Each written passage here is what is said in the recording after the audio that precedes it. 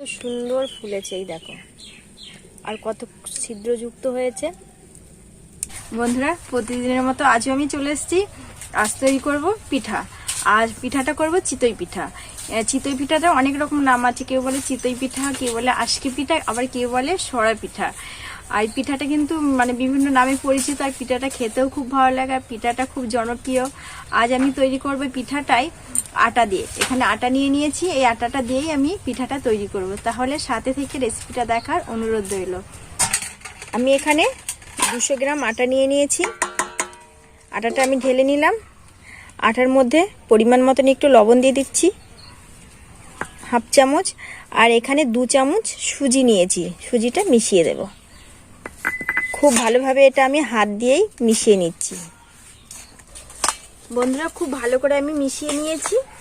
এবার আমি জল দিয়ে একটা ব্যাটার তৈরি করে নেব। এটা কোনো রকম ঝামেলা ছাড়াই কিন্তু একদম পিঠাটা তৈরি হয়ে যাবে, আর খেতেও কিন্তু খুবই ভালো লাগবে। কোনো রকম বাটা ঘষা ছাড়াই পিঠাটা তৈরি হয়ে যাবে। আর এটা কিন্তু খুব ভালো করে মাখতে হবে, 10 মিনিট ধরে খুব ভালো করে মেখে মেখে নিতে হবে, তবে পিঠাটা খুব ভালো হবে। বন্ধুরা, ব্যাটারটা খুব ভালো করে আমি ফেটিয়ে নিয়েছি।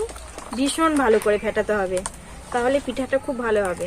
আর এটা আমার একদম রেডি হয়ে গেছে। আর এর ঘনত্বটা কিন্তু এরকম রাখতে হবে। আর এটা কিন্তু হয় হাত দিয়ে ফেটানোর চেষ্টা করবে, তাহলে পিঠাটা খুব ভালো হবে। 5 মিনিটের জন্য একটু ঢেকে রাখবো। বন্ধুরা, 5 মিনিট বাদে আমি চলে এসেছি। ঢাকনাটা এবার খুলে নেব। আর এটা একটু রেস্টে রাখার ফলে এরকম ঘনত্ব এসছে। এবার আমি পিঠাটাকে তৈরি করে নেব।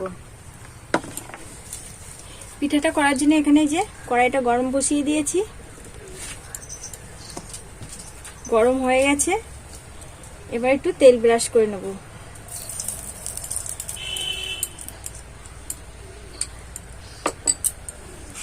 এবার 1 চামচ ব্যাটার দিয়ে দেব।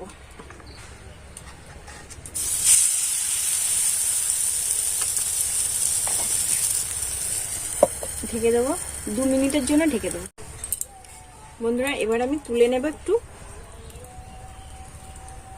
এই দেখো কেমন ফুলছে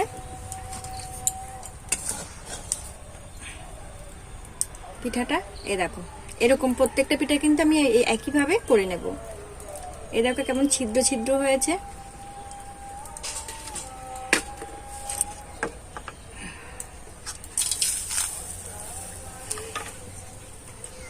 একইভাবে প্রত্যেকটা পিঠা আমি দেখো। বন্ধুরা, পিঠাটা কিন্তু কত সুন্দর ফুলেছে, এই দেখো, আর কত ছিদ্রযুক্ত হয়েছে। আর এরকম যদি একটা পিঠা মানে তৈরি করা যায় এত সুন্দর ঘরে, এই দেখো এপাশ ওপাশ দেখা যাচ্ছে পুরো একদম ছিদ্রগুলো দিয়ে। দেখতে পাচ্ছ কত সুন্দর হয়েছে? এই দেখো, ভীষণ সুন্দর হয়েছে।